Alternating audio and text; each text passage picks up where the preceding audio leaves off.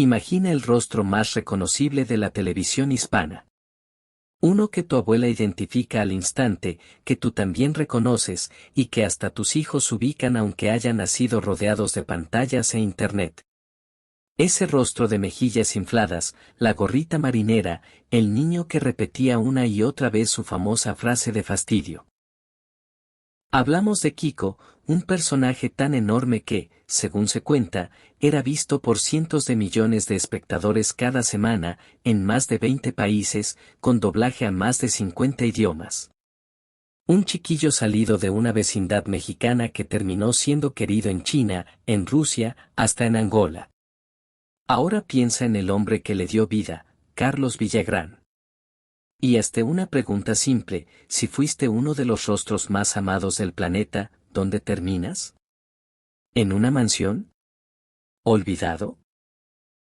¿Rico pero solo?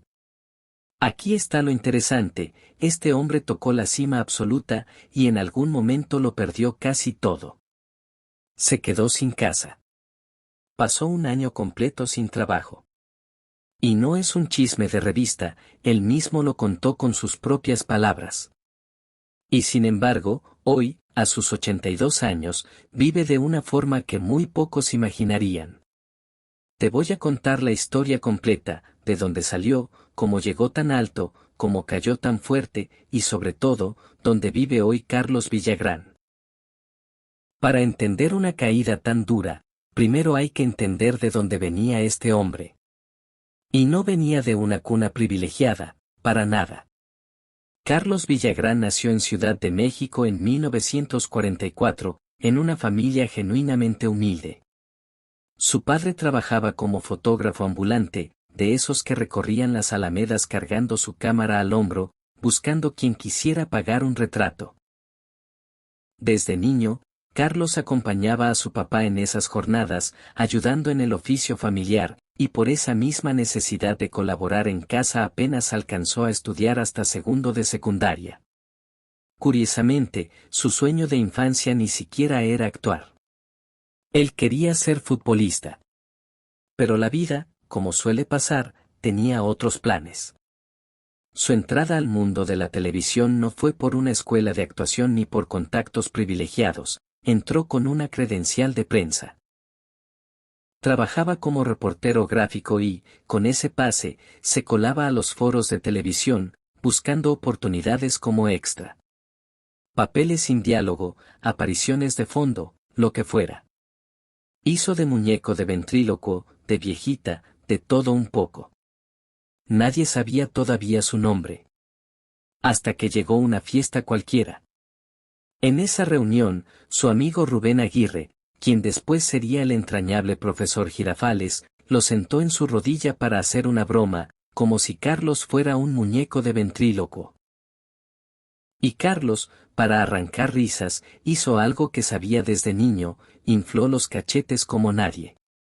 Entre los presentes estaba Roberto Gómez Bolaños, Chespirito, quien no pudo olvidar esa imagen.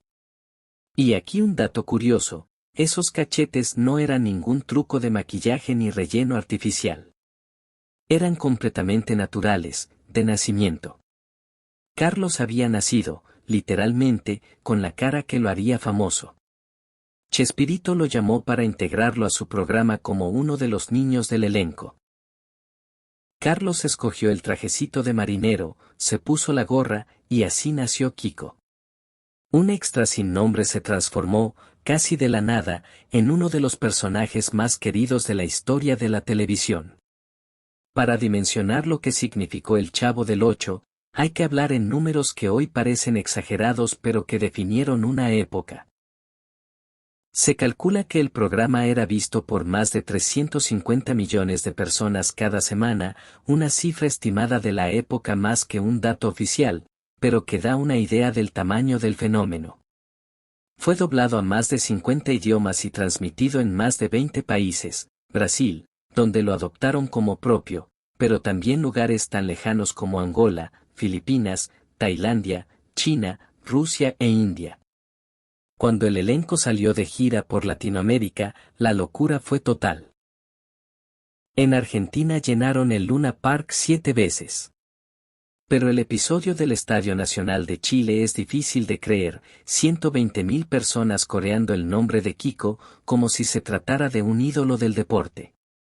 Se cuenta que Ramón Valdés, el inolvidable Don Ramón, comentó entre risas que ese cachetón algún día iba a tirar un estadio. No estaba tan equivocado. Piénsalo. El mismo hombre que cargaba la cámara de su padre por las alamedas, que apenas estudió, que entró a la televisión pidiendo trabajo como extra, ahora tenía estadios completos gritando su nombre. Todo indicaba que ese muchacho de origen humilde había llegado para quedarse en la cima para siempre. Pero mientras más alto se llega, más dura suele ser la caída. Y la de Kiko estaba a punto de comenzar, motivada por una decisión, un conflicto y una cifra que lo cambiaría todo. Mientras Kiko llenaba estadios, pocos sabían cuánto ganaba realmente Carlos por interpretar a uno de los rostros más famosos del planeta. Según relató Rubén Aguirre, y vale tomarlo como el recuerdo de un compañero, no como un documento oficial, Carlos ganaba alrededor de 650 pesos. En medio de una gira, le llegó una oferta desde Venezuela, $10.000. La diferencia era abismal, una oportunidad que cualquier persona de origen humilde consideraría una puerta a otra vida. Carlos fue con Roberto Gómez Bolaños a plantear la oferta. La respuesta de Chespirito marcó el rumbo de todo lo que vendría después, tenía todo el derecho de irse, pero el personaje le pertenecía a él. Y ahí está el núcleo del conflicto. Cuando Carlos intentó continuar como Kiko por su cuenta, se topó con una realidad legal ineludible, el personaje, en los papeles, no era suyo. Aquí conviene ser justo con ambas versiones. Del lado de Carlos, siempre sintió que hubo envidias y celos, que el público preguntaba por Kiko más que por nadie durante las giras, y llegó a cuestionar cómo alguien podía ser dueño del rostro de otra persona. Del lado de Chespirito, la visión era distinta, él era el creador, el guionista, el arquitecto de todo el universo de la vecindad, y comparaba la situación con la de un actor que interpreta un papel escrito por otro, como Hamlet y Shakespeare. Sintió la salida de Carlos como una traición. El conflicto legal terminó a favor de Chespirito, y Carlos tuvo que reinventarse bajo el nombre de Kiko con otra grafía. Mismo niño, misma cara, pero ya sin poder usar el nombre original. El costo no fue solo profesional. En sus propias palabras, pasó un año entero sin trabajar y perdió su casa.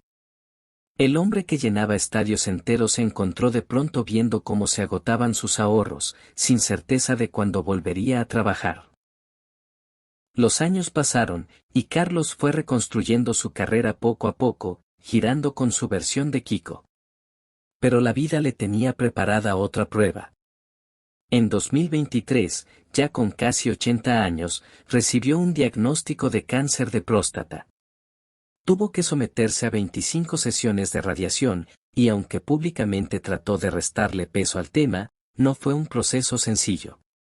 Lo más difícil de ese momento fue que, mientras Carlos enfrentaba su propio diagnóstico, su hija atravesaba simultáneamente un cáncer de mama.